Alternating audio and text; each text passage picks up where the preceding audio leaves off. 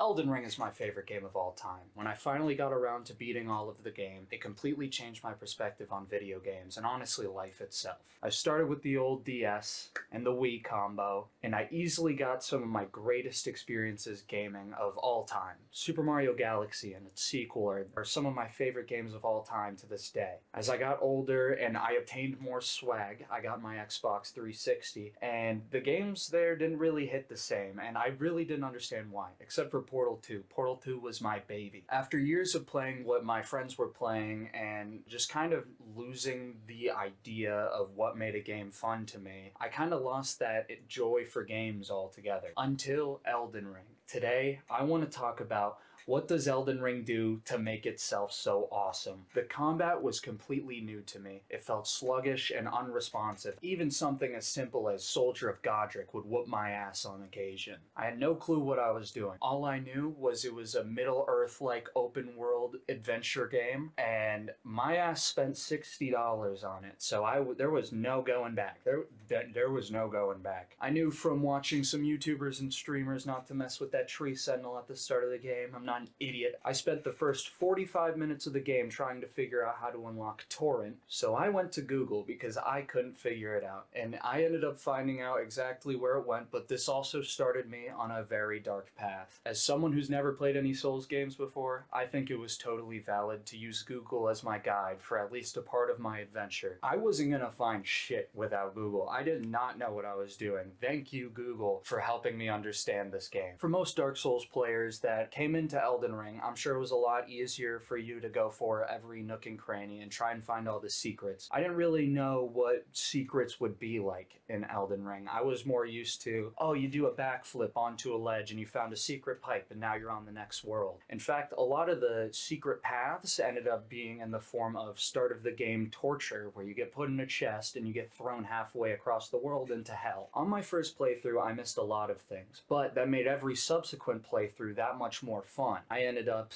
getting new caves and dungeons that I had never seen before. After indulging in many From Software titles now, I would like to say that this is probably the best combat RPG experience I have ever experienced. Let me know if I'm wrong. Tell me what's better than Elden Ring. The fact that there's only one difficulty is an even cooler part of Elden Ring. If I experience something really challenging, I know that when my friend experiences it, it's just going to be as challenging for him as it is for me. And I know that he's not using an easier game mode than me. Really streamlines the whole experience. It doesn't feel like, oh, this is getting too hard for me. I should turn the difficulty down. That kind of worsens the experience. You feel like a bitch after doing that. I never have that chance in Elden Ring. It is always get back up, do it again until you beat it. What makes the combat the coolest in Elden Ring is just the amount of shit you can do. You want to use a giant anime sword? Sure, go ahead. You want to use two shields that you bash people with? Why not? Go for it. You want to use rivers of blood? No.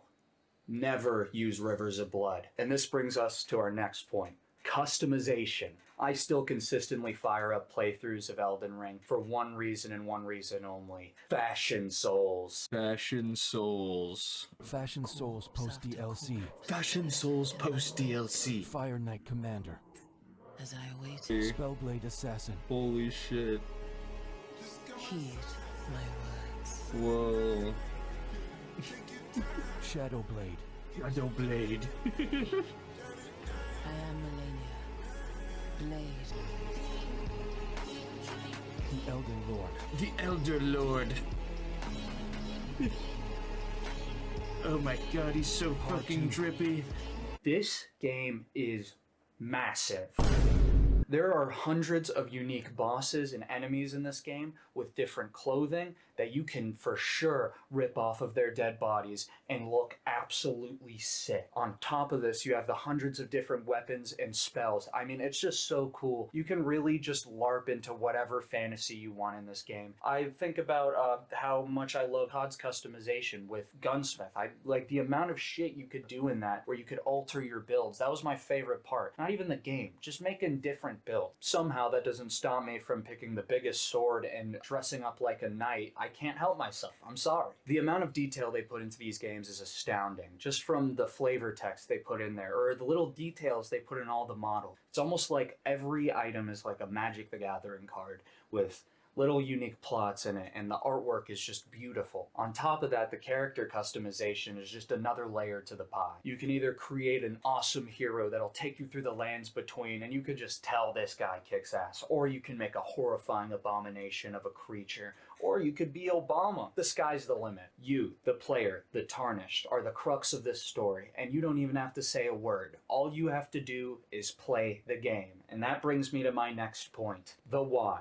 What makes Elden Ring click for me so much? What is it? As the player character, you aren't given many dialogue options. It's a lot like Mario and Zelda and even Pokemon, where all you're really saying is yes or no, and it's really everything else that happens in the world. When I went from my Nintendo era to switching to the Xbox, there was more of a focus on story. And a lot of games are an experience where as you play it out, the story plays along with it. One of the games I've been putting a lot of hours into is Cyberpunk. And in that game, the more you play, the more story you experience. It is much different than Elden Ring. It's much different than Mario. Games like Super Mario Galaxy, it's just about go out and experience the game. And I think it's a lot like Elden Ring.